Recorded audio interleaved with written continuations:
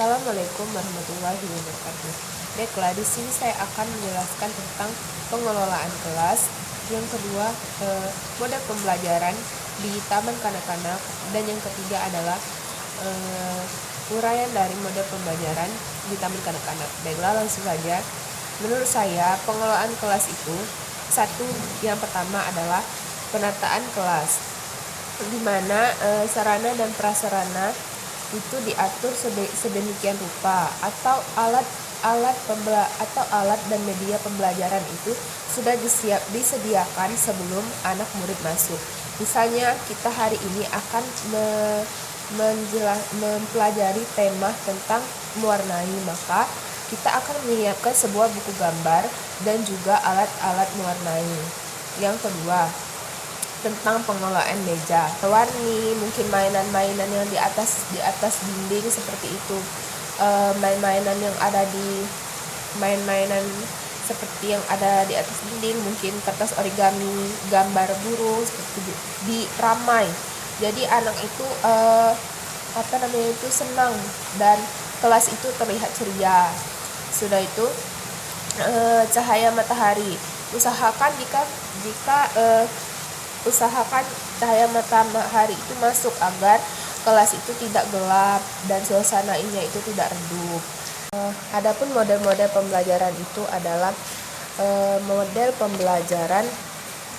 pembelajaran klasikal, di mana anak itu melakukan kegiatan dalam satu waktu yang sama dan kegiatan yang sama. Misalnya anak menggambar atau menyusun balok atau melakukan kolase, maka anak itu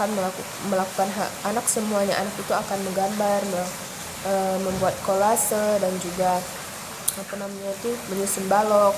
Yang kedua ada model pembelajaran sentra. Nah, di dalam model pembelajaran sentra ini yaitu anak itu biasanya kegiatannya itu lebih kepada sensorik motorik dan kegiatan bermain peran dan pembangunan.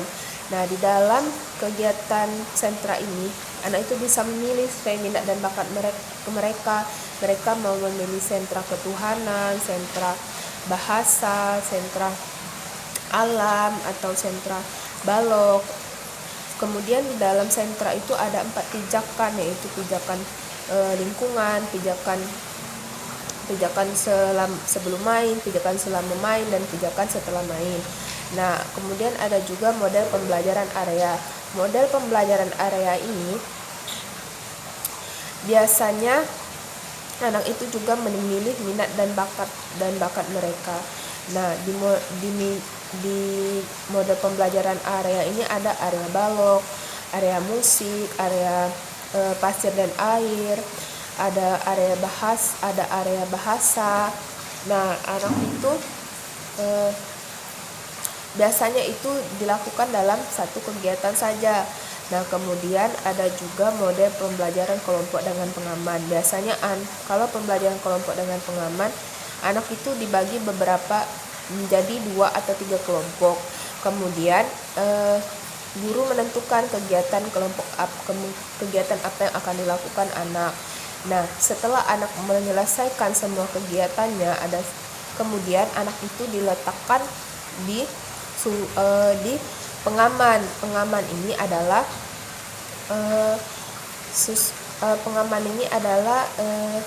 untuk suatu anak yang sudah menyelesaikan semua kegiatannya, di mana tujuan pengaman ini agar bisa memotivasi anak lain agar dia bisa mengerjakan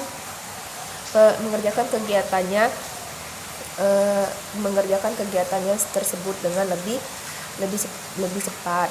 Nah, yang ketiga itu ada model pembelajaran sudut. Biasanya pembelajaran sudut ini, kegiatan yang ini dilakukan, misalnya ada sudut bermain peran, sudut ketuhanan. Nah, anak itu juga memilih sesuai dengan minat dan bakat mereka. Nah, biasanya model pembelajaran sudut ini kegiatannya itu lebih dari satu kegiatan, bisa 2 ataupun 3 kegiatan. Baiklah, terima kasih, itu saja jawaban dari saya mohon maaf apabila ada salah kata. Saya Billahi taufiq wal hidayah. Wassalamualaikum warahmatullahi wabarakatuh. Adapun model-model pembelajaran itu adalah model pembelajaran klasikal, di mana anak itu melakukan kegiatan dalam satu waktu yang sama dan kegiatan yang sama. Misalnya anak menggambar atau menyusun balok atau melakukan kolase, maka anak akan melakukan semuanya anak itu akan menggambar, membuat kolase dan juga menyusun balok. Yang kedua ada model pembelajaran sentra. Nah, di dalam model pembelajaran sentra ini yaitu anak itu biasanya kegiatannya itu lebih kepada sensorik motorik dan kegiatan bermain peran dan pembangunan. Nah, di dalam kegiatan sentra ini anak itu bisa memilih sesuai minat dan bakat mereka mau memilih sentra ketuhanan, sentra bahasa, sentra alam, atau sentra balok. Kemudian di dalam sentra itu ada 4 pijakan, yaitu pijakan lingkungan, pijakan sebelum main, pijakan selama main, dan pijakan setelah main. Nah, kemudian ada juga model pembelajaran area. Model pembelajaran area ini biasanya anak itu juga memilih minat dan bakat mereka. Nah, di model pembelajaran area ini ada area balok, area musik, area pasir dan air, ada area bahasa. Nah, anak itu biasanya itu dilakukan dalam satu kegiatan saja.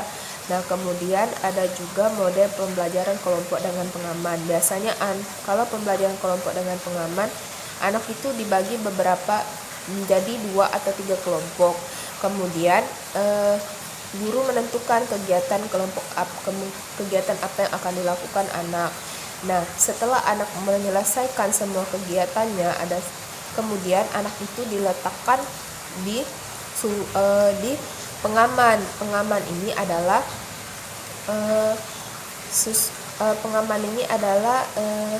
untuk suatu anak yang sudah menyelesaikan semua kegiatannya, di mana tujuan pengaman ini agar bisa memotivasi anak lain, agar dia bisa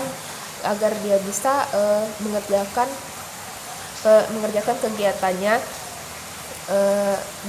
kegiatannya tersebut dengan lebih cepat. Nah, yang ketiga itu ada model pembelajaran sudut. Biasanya ini pembelajaran sudut ini, kegiatan yang ini dilakukan, misalnya ada sudut bermain peran, sudut ketuhanan. Nah, anak itu juga memilih sesuai dengan minat dan bakat mereka. Nah, biasanya model pembelajaran sudut ini kegiatannya itu lebih dari satu kegiatan, bisa 2 ataupun 3 kegiatan. Baiklah, terima kasih, itu saja